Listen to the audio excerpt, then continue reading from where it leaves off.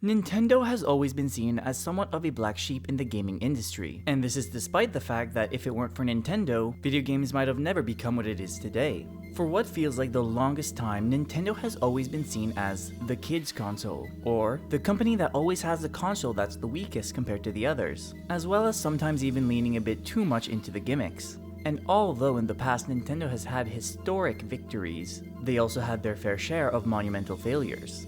But in today's video, I want to go over some points on why I believe that currently in 2025, Nintendo reigns supreme. To start off this video, let's look at Xbox, because they find themselves in a particular situation, and that situation is an identity crisis. First, let's take a look at the physical console itself. Because despite leaked documents pointing that the next console generation for Xbox could come as early as 2028, their current actions and business decisions feel like they point towards just never having a next console period, instead dropping out of the console making business. Because I feel like most people will agree the most important part of any console is the games that you can play on it. But more specifically, it's what first-party games can be exclusively played on that console. Third-party support is really important, don't get me wrong, but if you can play the same game on all systems, the playing field is more or less equal, so you'll need to be able to differentiate yourself from the competition. And some people might disagree, but I do feel like some exclusivity is good because that's what differentiates each console from each other. You know, if you want to play a Mario game, you're going to be playing on a Nintendo console. If you want to play a Last of Us game, you're going to play on a PlayStation console. But recently, Xbox has been porting their games to other consoles. Don't get me wrong, it's not all of them all at once, but slowly they're bringing more and more of their games to the other consoles. Which kind of begs the question, if there's no exclusive games, why would I want to bother buying a Xbox? I'll use myself as an example.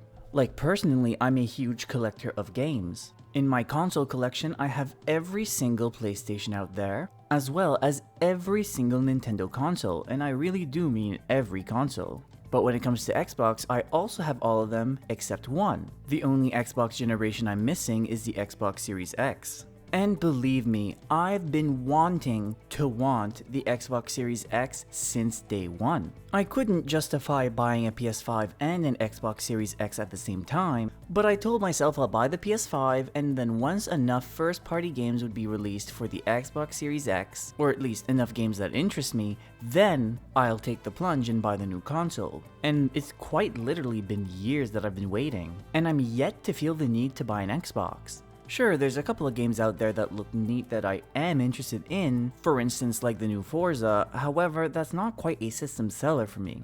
And here's the thing, there's finally one game that I genuinely really do want to play and I would have bought an Xbox for, and that's the new Indiana Jones game. However, it's set to launch in spring of 2025 on PlayStation 5. So again, personally me as an individual still has no reason to go out and buy an Xbox. Then their whole situation with Game Pass is also a little weird, because on one hand you have people like Phil Spencer that claims that this is the best deal in gaming, and that this is actually a profitable system for Xbox. But despite this being said, in 2023, Game Pass faced its first price hike with an increase of $2, with the next one coming 1 year later with another price hike of $2. And I'm starting to see a lot of people starting to drop out of Game Pass and only subscribing again when the next major title for Xbox releases so that they can play it on Game Pass day one. And then of course letting the Game Pass go once they beat the game. If I let myself, I could probably talk about this all day, but I think the sad conclusion to this story just ultimately is going to be that although Game Pass might be profitable for Xbox, it is not sustainable.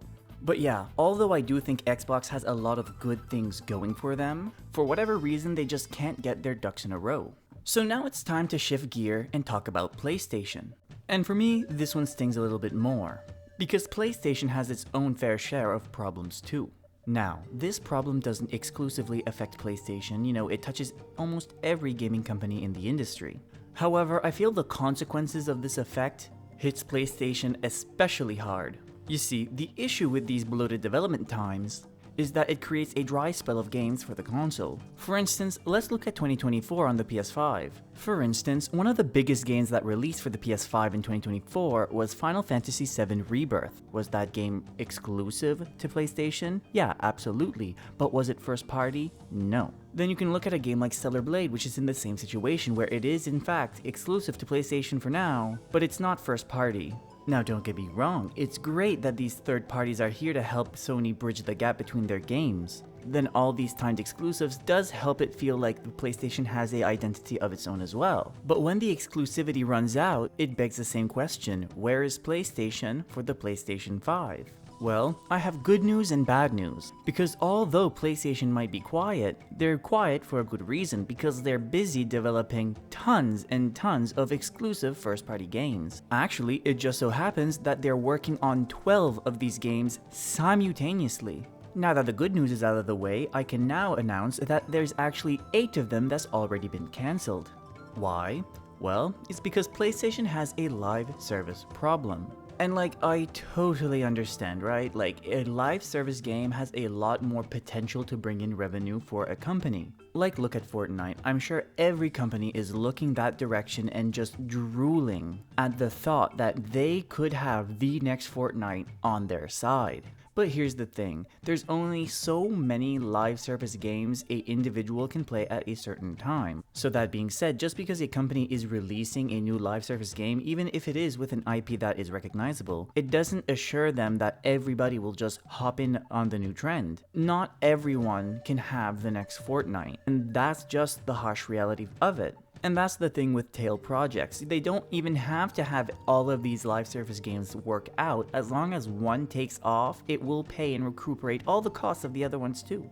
And it's great that PlayStation is experimenting, but when almost 75% of that experimentation is just down the drain, at what point are you going to look in the mirror and say, okay, it's time to course correct? Because okay, let's say it was 4 games and 3 of them flopped and just one more try to go. That's one thing, but 12 is another. There's a great video about this on the Topic Arlo channel, so I highly recommend you check it out after this one. And another problem with PlayStation is the PlayStation 6. Because it is widely speculated that we could see the release of the PS6 in 2027.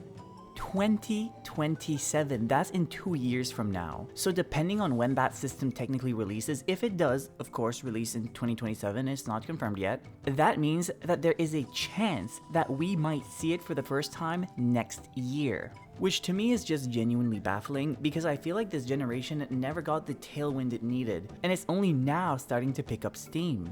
For the first couple years of the console's life, you just plain out couldn't find one. I understand that was due to the pandemic, but still. Then after that, most first-party games were releasing both on PS5 and PS4, so it never truly felt like the PS5 was actually, becoming a system of its own and differentiating itself from the PS4. And now that the PS5 finally has a just decent library of games, you're saying it's just time to pack it up already? I understand it's going to be the same thing, there's going to be cross-gen games, but still. The problem just kind of gets pushed onto the PS6, where they'll have the same problem where, there's going to be a lot of cross-gen games and the PS6 can't find its own identity.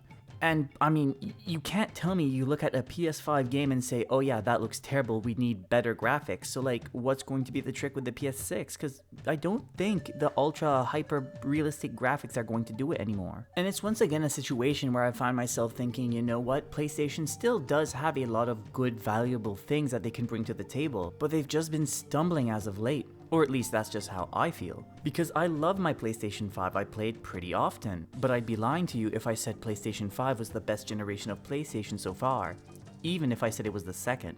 But before we move on to Nintendo, I have a short message.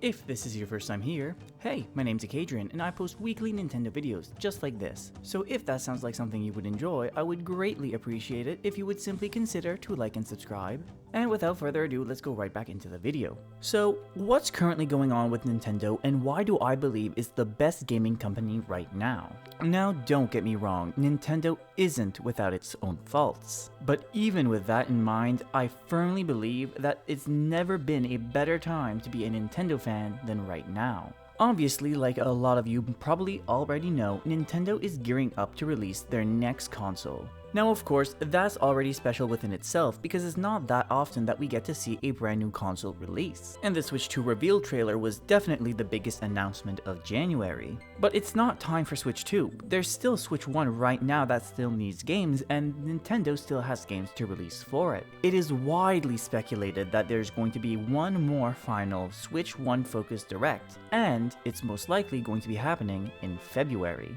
And I really don't think that's a stretch to believe, but Directs are always fun. But here's the thing, in February, we'll also be getting another presentation, a Pokemon Presents. And I would be baffled if they didn't speak about Pokemon Legends EA, which is a highly anticipated game. And that's already 3 presentations in the first 2 months of the year. However, it's not a stretch to believe that we're also going to be getting something in March, specifically March 10th, Mario Day, because in the past few years Nintendo really has been using this to announce a lot of Mario related things. We've already had a Mario Day presentation in 2024 and we also had one in 2023, so you're telling me it's crazy for me to believe that on the 40th anniversary of the Mario Bros franchise, as well as in the year of Nintendo's brand new system, they're going to sit quiet on Mario Day? Not buying it. Then of course, how could we forget the Nintendo Switch 2 Direct that's already been announced for April 2nd?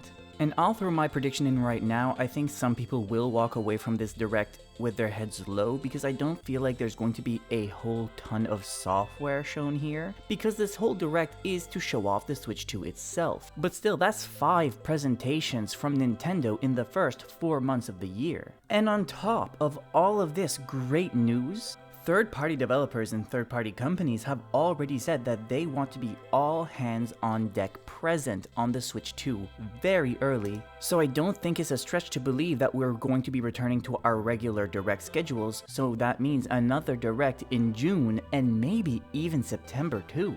Of course, the year is still young and there's still plenty of time for Nintendo to fumble the ball, but I just can't help but think about how so many people are underestimating how big 2025 is going to be for Nintendo. With all that being said, we've finally reached the part of the video where I turn the question back to you. What are you most excited to see from Nintendo in 2025? Let me know down in the comments.